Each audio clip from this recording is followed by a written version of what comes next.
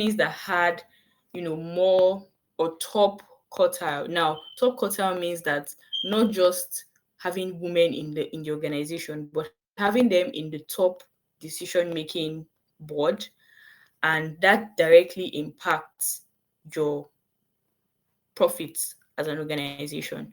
So if you're thinking about making more money, if you're thinking about being a larger institution, then you have to start thinking about having more women and men in your space equally. Next slide. Okay. Another reason that has been highlighted here is that it is your corporate social responsibility to promote gender equality in the workplace. What is corporate social responsibility? We call it CSR. It's an obligation as an organization that you must fulfill to be considered as compliant. So gender policies indicate that you are serious about being on board with the government policies. So it's just like tax, for example. It's just that it is not as enforced as tax laws. And again, laws and policies. So gender policies are soft laws. They are very persuasive. They persuade the image and the reputation of the company. So it's like if you do not fulfill this responsibility, you are not only um, damaging your image, but you are also doing something that I would identify later, because I mentioned that it's a soft law and policies can be developed into laws.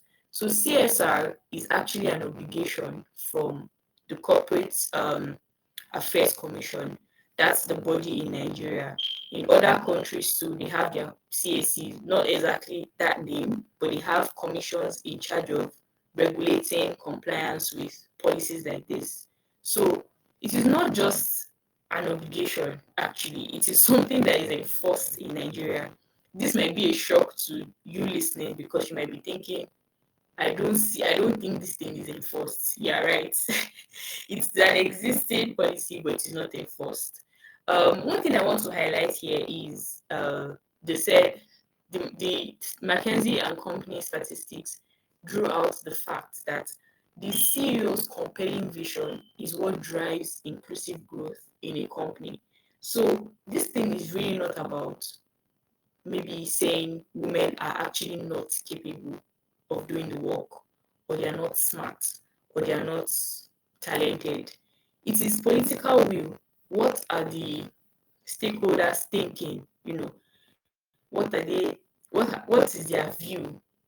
This really shows on everything that is being done in the company.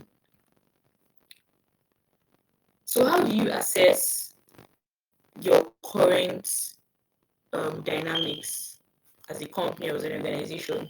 I left this blurry because I just wanted us to give a minute to think what is the best way to check if my company is compliant with, gender policies. What is the best way to check if we are going on the right track in terms of inclusivity?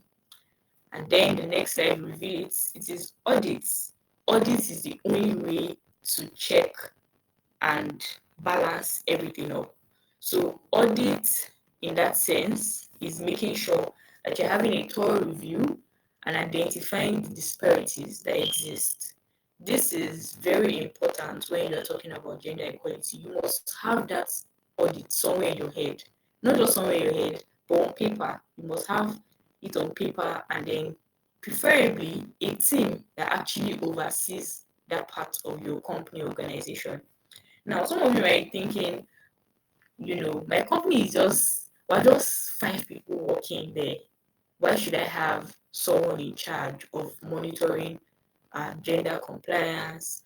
Is that really necessary? Yes, it is, because you are going to grow bigger. That's the aim of every company, that you grow bigger, not just in size, but in profits and in impact as well. So if you are targeting that, then definitely you need to take account of how compliant you are. And so I'll just run through how to do an audit. First of all, if you have a team, that's amazing already. You can do what we call the qualitative or the quantitative. So the quantitative is what I want to emphasize on because it's very technical. You can draw out surveys to check the inclusive nature of your company. You can also draft out policies and present to the employees to monitor how effective it has been. A very good example is, what we call in in the UK they call it after hours surveillance. So after hours surveillance, invite you for drinks, or you think of a mother who has like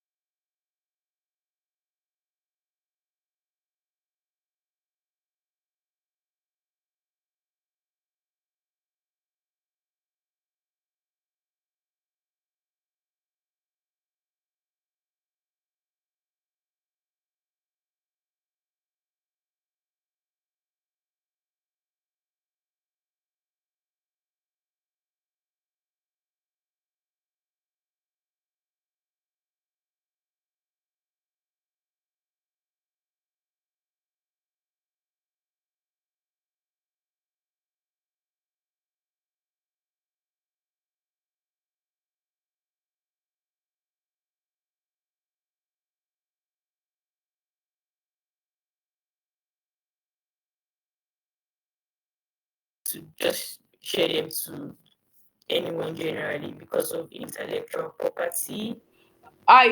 So I'm Um, actually recording, so you'll be able to rewatch, the recorded version of the video of the class. So you have access to that. It will be sent to your email, and you can download if you want and all that.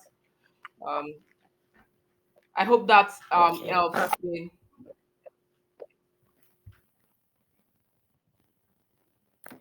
Then I hope that is fine with you if you can hear me.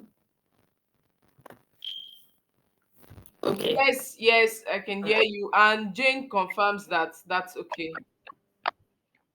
All right. So, um, implementing gender neutral recruitment and promotion practices.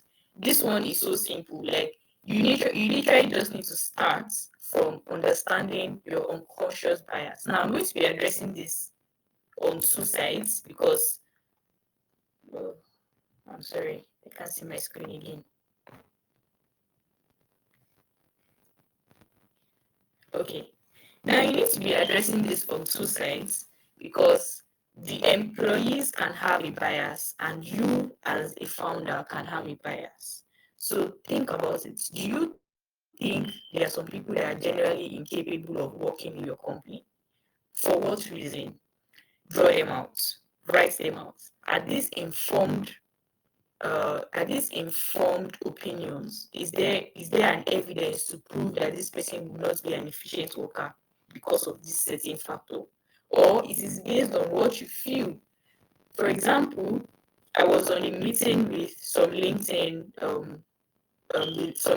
board of directors in the United Kingdom here, and we had the diversity specialist coming to speak with us, and he was blind, and it got me thinking, how did he even get to apply for this job? I'm sure like a lot of people in that call would have been wondering how because I think he said he mentioned something else. I think um ADHD. He mentioned a particular spectrum on the spectrum of autism, and he's working in LinkedIn as a top executive. So this may just show or may just prove that there are some biases that you have that are not really informed. So write them down. What do you think? Who do you think, as a founder, who do you think cannot work with you? As an employee, who do you think you can't have as a colleague and work with effectively? You need to measure these things. The second thing is minding your language. Yes, this is so key. Um, a lot of people say this thing is a feminist. Let me use the word feminist in quotes because there's a lot of hate of feminism these days. But a lot of people feel that saying chairperson instead of chairman is a feminist suggestion.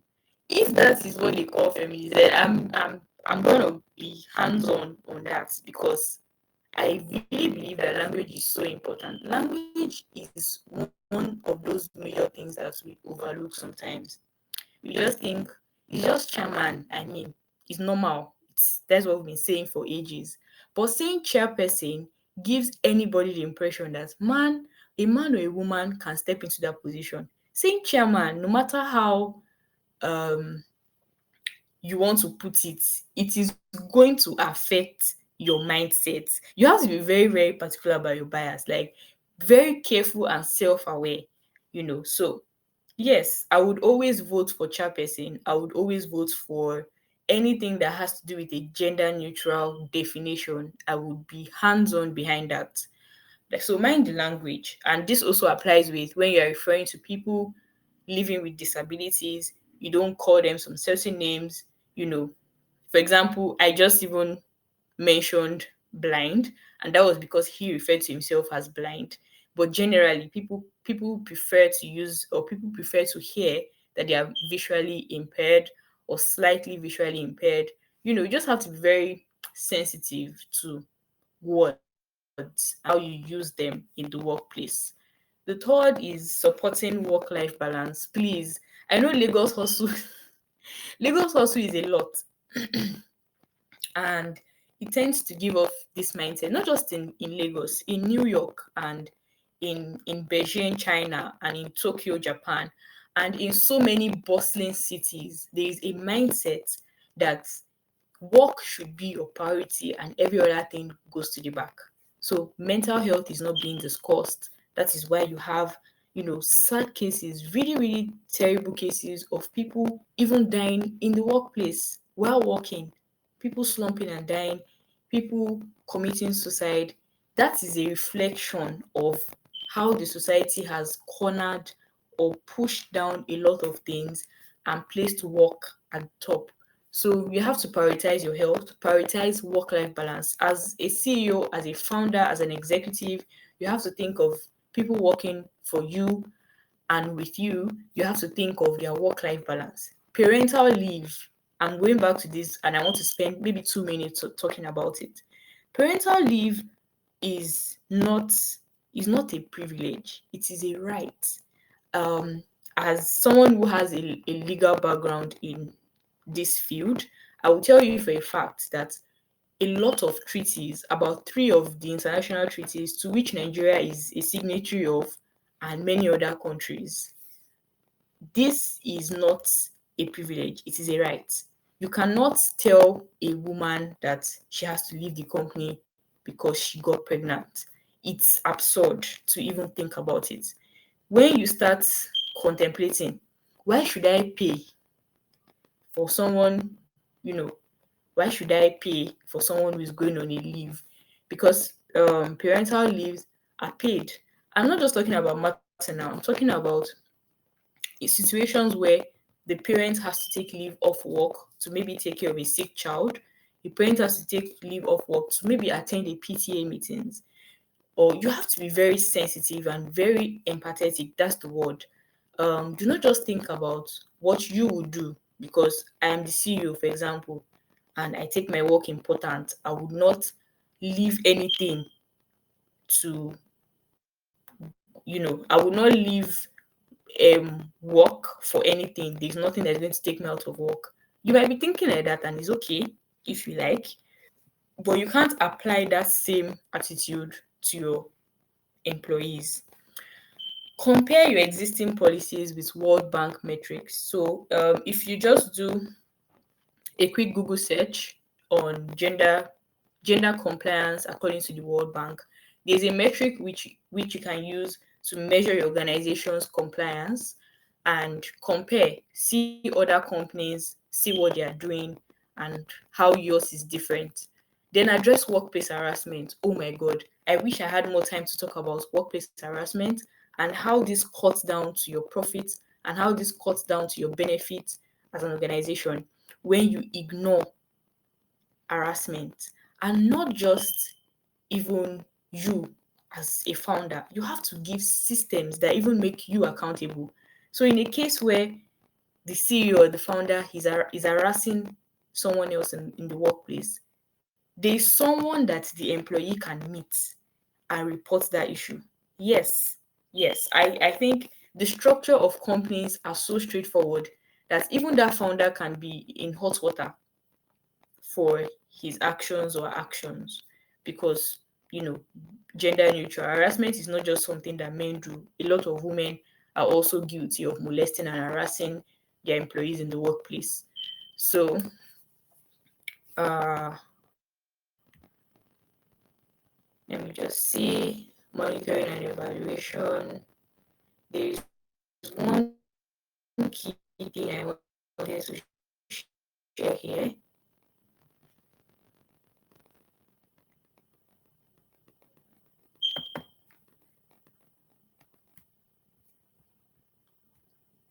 Okay, yes, is this one. Oop.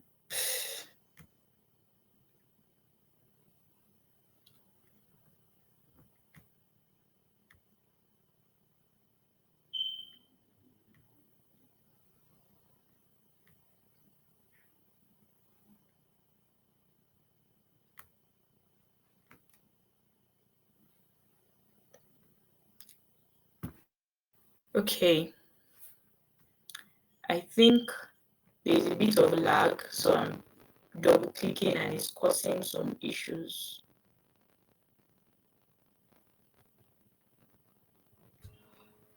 Is everything all right with the slide? Yes, everything is all right. I think it's just Network. lagging. Okay, Okay. yeah, I hope it stays still. This is the page I want us to see. Um, Evaluation kits and tricks and KPIs. So this is primary and this is secondary over here. So I'm just going to emphasize on primary to be honest because of time. Gender pay gap percentage. Now, this one is very easy to do. Just know how much men are collecting in your company and women are getting in your company. Then, as an employee, what you have to do is ask questions. Yes. Um, what were you offered? Now, it's a different situation when you are earning the same thing. There's also the factor of what you were offered when you were entering into the company. So I have seen time and time again where women negotiate very low and men way higher. So A lot of people cut this down to the way women present themselves and how they try to also let me use the word underrate themselves. But this is not an excuse that a company should have or an organization that is committed to inclusion. You have to be very, very objective, knowing that they have to get what they deserve and they have to get equally the same pay as men do. No matter the sector, men and women should be paid the same. The arguments over especially in sports, the argument over sponsorships and all that is now a mute point. I think we saw last year that Naomi Osaka and Simon Biles, both of them collectively, they got sponsorship times four of what their male counterparts get. This is a reflection that the excuses that we used to have those days, we don't have them anymore. Women are now doing amazing things, and it is so hard to deny it now. In Nigeria, where everyone is shouting the name of Toby Amuson, but there was a time she was literally struggling to get sponsorship. This should not be the case if we have companies that are committed to um, so thank God the slides will be made available, or there's a recording. Sorry. So training and development. Um, yes, you have to train regularly. And why should you be committed to this? It shows leadership. It shows accountability structure, and it shows that your tools are getting upgraded regularly. And then you should also do this because the goalpost can shift. A very good example right here is the Director General of the World Trade Organization, Antonio Elumelu. We know both of them to be sterling figures when it comes to gender equality. In this particular interview, if you have time to watch it on YouTube, he made mention of how his businesses and his companies have expanded and grown so much because he put women at the board, and not just at the board, but we literally have women taking over. I think the director of his foundation is a woman. You know, there are so many enterprises that he has and he runs that women are in charge of. So this interview, if you have time, you can just listen to it. The conclusion: inspiring for lasting change. The center of inclusivity is respect. Just respect people and do not see anyone as inferior because of certain factors involved. Do not see a woman as inferior because you believe she's going to get married and her productivity is going to go down. That's not true. There's been no statistics literally showing this, to be very honest with you. It's a bias. That's why it's a bias. Bias is not informed with evidence. So discard statement like that. You can always go to World Bank, um, IMF for statistics like this, and you would see what I'm saying. Like literally see that they've lied to us.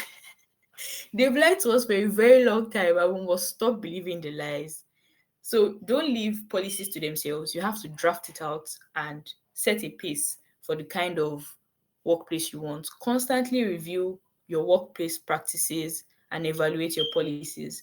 Get a gender policy consultant like myself for accountability. What I do is I can definitely draft one for your company organization. Obviously, not for free, but you get that's what we do. We draft it for you, and then your company has a check and balance as a person, me, or any gender policy consultants that you want to employ. So, is diversity and inclusion the next big thing? I would say a big yes. We can see here the awards now for companies that are driving diversity and inclusion. There's profits, there's recognition, there's honor, there's there are awards. So there's so much motivation to continue to promote and drive this. And then, okay, no matter what the slide is leading me to, I literally believe that this is where I'm going to stop and take questions if there are any. Thank you so much for your time and for listening. And I really hope you took one or two things, no matter how fast I was talking. Um, Thank you. all right, thank you. So, to be honest, I really enjoyed it. It was a smooth transition from the introduction to the key points and to the closing, right? So, again, I just want to reiterate that I'm not surprised. I mean, yesterday when we had a call, I told you that 40 people have registered aside me and you, so we are expecting 38. And of those 38, only one person, which is Jane, actually showed up. So yeah, I'm not surprised, to be honest. We are Nigerians, and well, I also show up. oh mommy, thank you, we appreciate you, we appreciate you. Yeah, thank you, so sorry. Okay, so I'm not surprised. Nigerians will always be Nigerians, right? So I just want to say that on behalf of the company, we really appreciate your support and your showing up. It means a lot. And personally, I learned a few things from the class. Reason being that I'm currently also taking a management and leadership course, and this gender equality, diversity, and inclusion is actually part of some things we were actually taught in class. So it really opened my eyes to quite a number of things. So because Jane is not here, I'm just going to ask a few questions and also contribute or share my perspective on the issue, right? So I think when we look at this issue, um aside it being aside the different biases and all that, I would like to also note some of the things that have enabled the gender segregation, especially in organizations, right? One of the things is that culturally, most African countries are masculine, right? I'm going to be taking the cue from um upstate dimension, cultural dimension. Is about six. So we have masculinity versus femininity, um indulgence versus restraint, long term versus short term, and so on and so forth. Then there's power distance, right? So I think when it comes to this topic, two things actually play key role. The issue is power distance, right? We over emphasize respect a lot to the point where that respect has become fear, right? That is why I say we have a high power distance in Africa, right? I mean, in tier one countries abroad, a a teenager can walk up to somebody older and call the person name. I'm not saying titles don't matter, and they can express their displeasure and even what they feel. But here and in other countries as well, even in China and Japan, right? um Respect has become fear. It's not just Nigeria. So I feel like those factors actually play a key role when it comes to gender segregation. It has contributed more to it, right? So imagine, as a woman, you can't even talk to your boss simply because there's a high power distance. Same thing as a man, you can't talk to your boss if there is a very high power distance. So I feel like that is one of the critical factors we need to address, right? Secondly, I also notice one thing, that women tend to be, what do I call it, they tend to be reserved when it comes to asking what they pay. I'm talking this in relative to gender pay, right? Women I used to have a startup that ceased operating, due to quite number of factors, right? And there was a time I was hiring a designer, right? When I spoke with the candidates, men and women inclusive, I realized one thing: men were audacious with their asking, their pay. Like when you ask a designer, a male designer, like, how much do you charge, typically in your stage in your career and everything, you hear them mentioning something like 500,000 per month, 700,000 per month. But this was totally different with the women. The women were being, I don't know, they were being, why do I call it, they were being reserved, right, with their ask. Women were asking for 150, 200, and look at, from 500 to 150, that's almost like 350 difference, right? So I feel like one of the things that can also push this thing is women should ask what they deserve, right? Um not because it's just a number, but it's because it tallies with their skills, right? So for me, since then, that realization hit me, that I needed to check, even do like a reflection to myself, and start asking, people, what I am, what I believe that I am, what in the stage of my career, right? So I feel like if we have more trainings and leadership conversation around women, taking control of their career and speaking up, right? Because the society has made it look like successful women don't get married. Like, successful women, if you are successful in your career as a woman, you definitely lack in familyhood, motherhood, and everything. And I feel like these are just projections, right? There are thousands and thousands of women that are successful and they've kept their home. I'm not even talking about the famous Folorunsho Alakija. I'm not talking, like, millions of women all over the world are are successful and they are maintaining their homes at the same time. So the thing is, the loud voices are actually the one winning right now, especially in the social media space. The other day, I'm just going to tie this conversation to something that happened on Twitter recently, right? Please give me like 2 seconds. I want to drink water.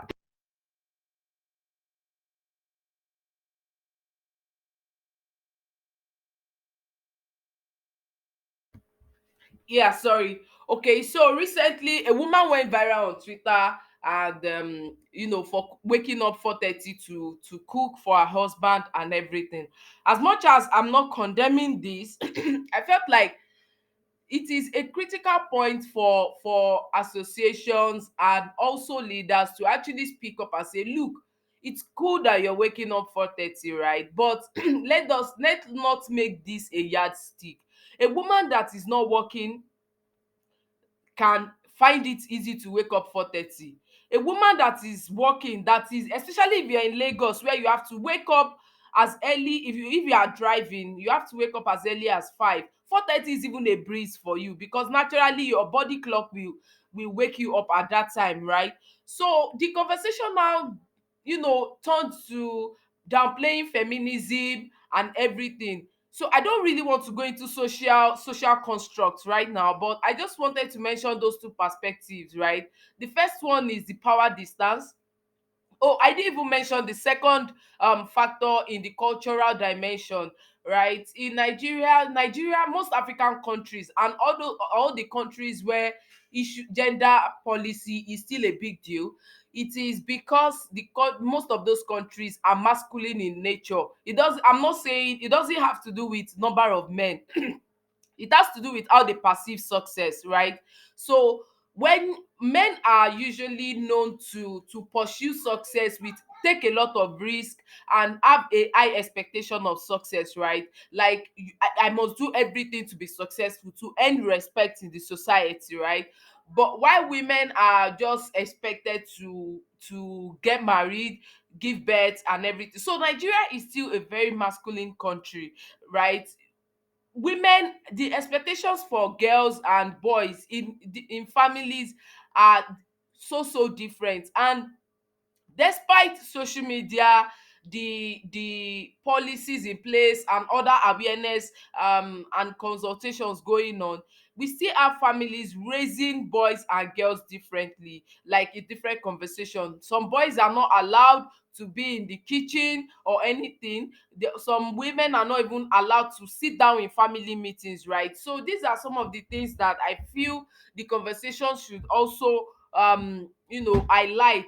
And we should, as much as possible, we should silence the unnecessary loud voices, especially the voices on social media that tend to shove down a different aspect of feminism that is not even in the ideal form, right? So this has been really insightful for me, and I want to give Jane the opportunity to speak up right now, because I really love the class, and I'm very sure that people who missed it, well, they won't be missing out much because they will get the recording, right? So thank you so much for your time. This is really helpful, and I really love it. So I'll just give Jane an opportunity to speak up and share her thoughts. Jane, if you can hear me, please unmute and let us know what you think.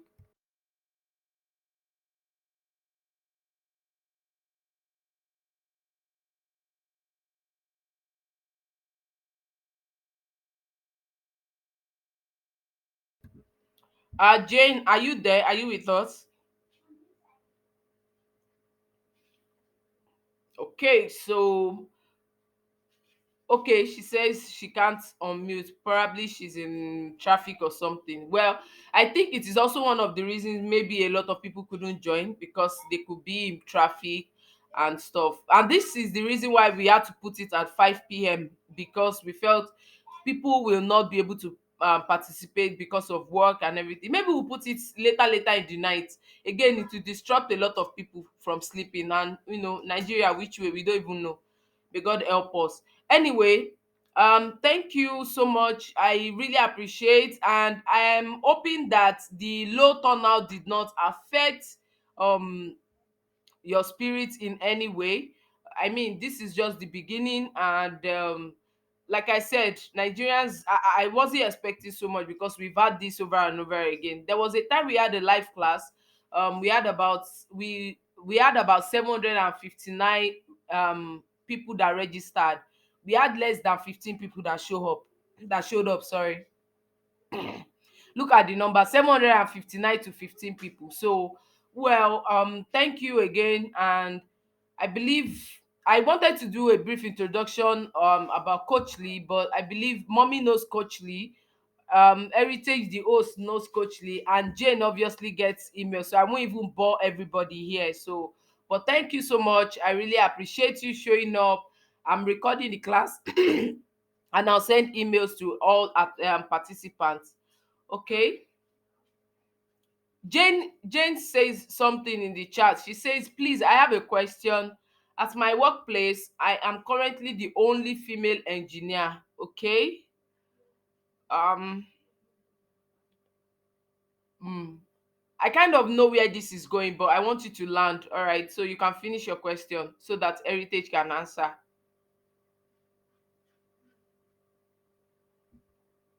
Okay, so while Jane is still Yes, putting, okay. Hi Jane. yes, I'm fine. Sorry, I was in a class. I had classes. I'm a part-time student.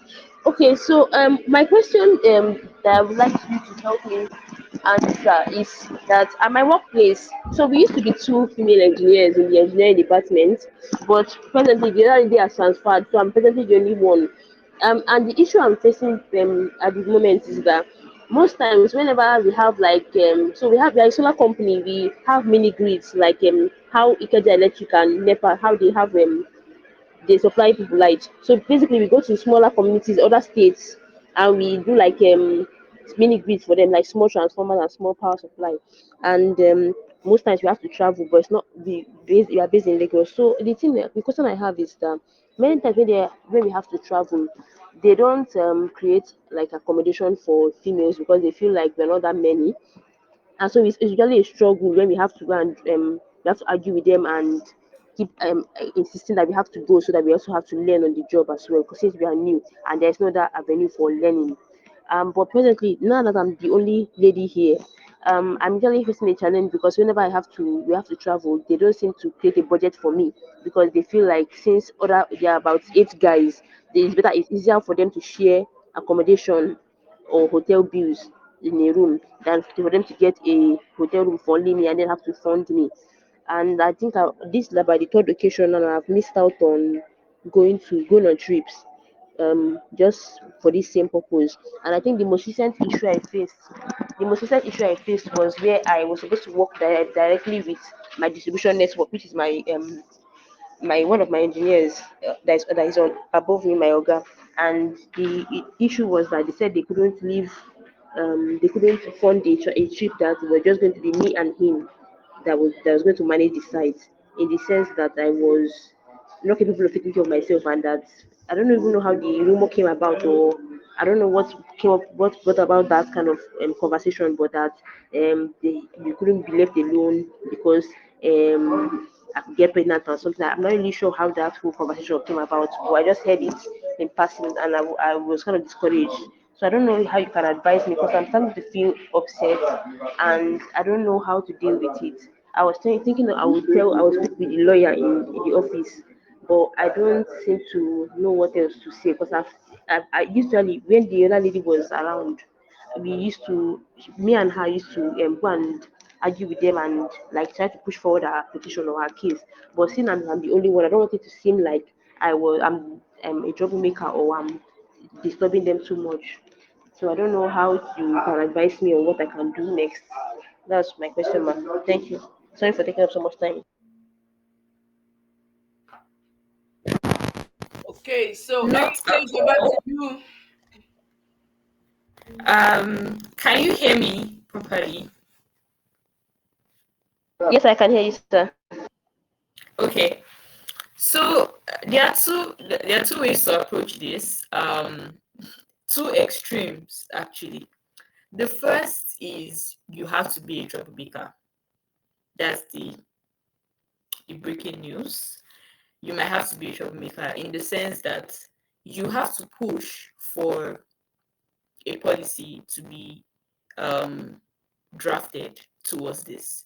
Now, this is not just for you, but this is going to be for everyone who is going to be working, even when you leave to a bigger place or when it's just someone else and you are on leave or something. So it is you looking out for other women that are going to be in your shoes in that company. So you have to be a troublemaker in that sense. You have to approach, you mentioned a lawyer, you might have to approach the lawyer not in a very confrontational way, but in a way of of boosting. It's like you're trying to elevate the organization. So I mentioned one of the slides that there are awards that are being given for inclusion and diversity. You can approach them in this way, in this manner, like, okay, wouldn't you want to see that your company is being applauded for this type of thing? So that is one approach. You might have to actually get very, very confrontation, not very confrontational, but you might have to, face the issue directly and address it as it is.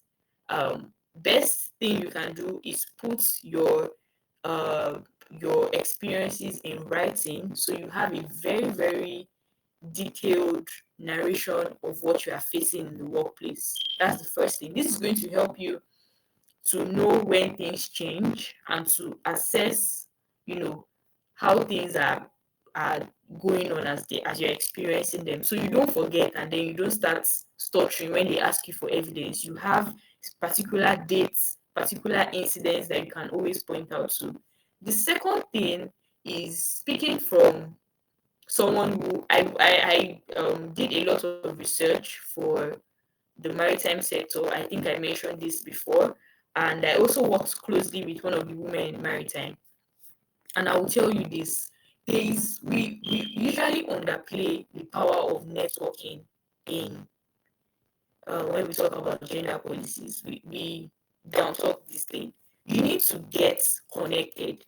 Connect yourselves with female engineers that are in your space, people that are above you, people that are even your peers, your colleagues.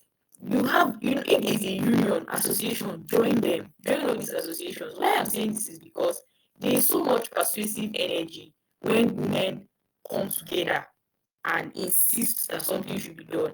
I think the only incident that's coming onto my head now is the Abai riots. As chaotic as it was, things changed when women came out, together to stand and say this must be done. So that's power of collective action. You can leverage on it. Join the associations you have as an engineer, all this female engineer association. If there's nothing like that, you can reach to the top. Check their LinkedIn, the organizations they're part of that's helped their journey. Join those organizations.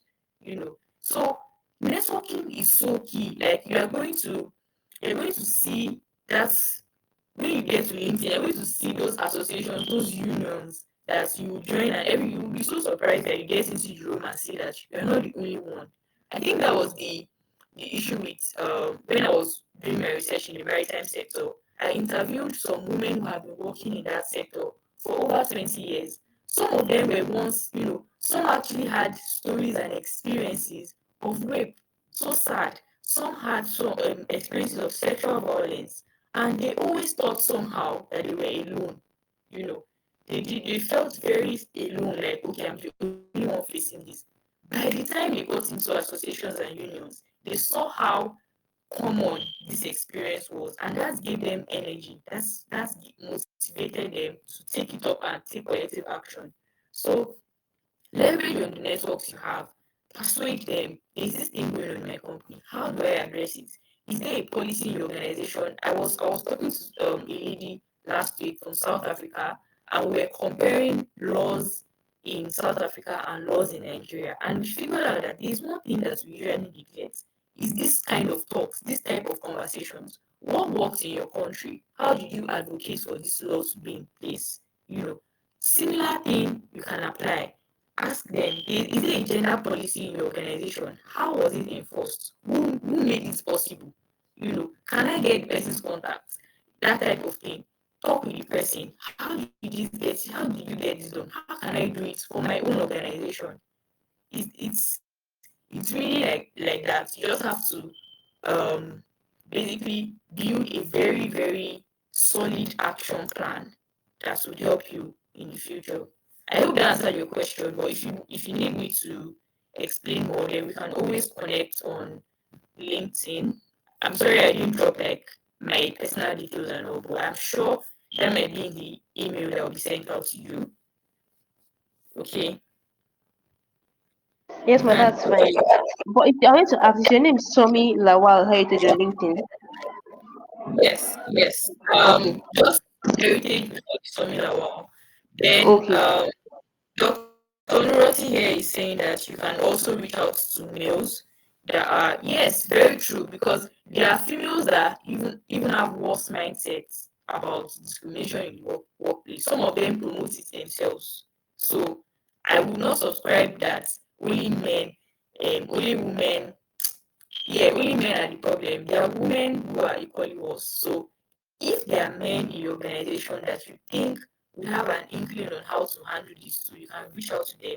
But one thing I know has worked over and over again is connection, just network. You have those organizations in their numbers. So just network. Yeah. Thank you very much, ma. I'm really grateful. Thank you. I will try that. Thank you very much. Right. That was really fantastic. I dropped some comments also. I said you should connect with other engineers, especially females, via LinkedIn, and you should have strong evidences, especially if it is becoming so aggressive. You are not having the evidence just for you to take it out on the company or anything. It's just to push your case. And just like the host has said, I think you should probably consider pushing for it, because there will always be female engineers, and you might probably just be the change maker, right? That is that you are expected to make this change, right? So I feel like what you should also do is make your case and have strong evidences, right? And again, just like what Dr. Oluroti has said, you should probably consider befriending male engineers, especially in the senior category. I'm not saying befriending like dating, no, please, no. I'm saying like it is not all men are biased, right? So you should probably tell them what you feel, because most likely men will always listen to men. They might actually make cases for you, and talk to the organization to make provisions for you, especially when you travel, and to make budget provisions for you, and treat you like an engineer, as a person, and not just a woman, in your department. So I hope all that helps. So yeah, thank you. And again, I'm going to be sending the recording to everybody. And despite the all limitations we have, I really enjoyed the class, and thank you. So It's almost 6:30, and I don't want to take much of your time because we've gone like 1 hour 30 minutes. So thank you so much, Heritage. Thank you, Dr. Luranti. Thank you, Jane, for joining. We really, really appreciate your support and your showing up. We'll be having more classes like this, working with um leaders, thought leaders in different industries, just to contribute and make impact in community, in different fields, different topics, and all that. So we'll be doing more of this, and then we look forward to your participation and support in future. And then thank you so much. We really appreciate. Thank you. God bless you. I'll be stopping the recording now, so we can go offline and enjoy our dinner. And Thank you so thank you so much much, Ma. as Thank you, well Heritage. for Thank creating you. the platform. Yes, thank Thank you you. very much, ma'am. Bye. Thank All you. right. All right. Enjoy the rest of your evening. Bye.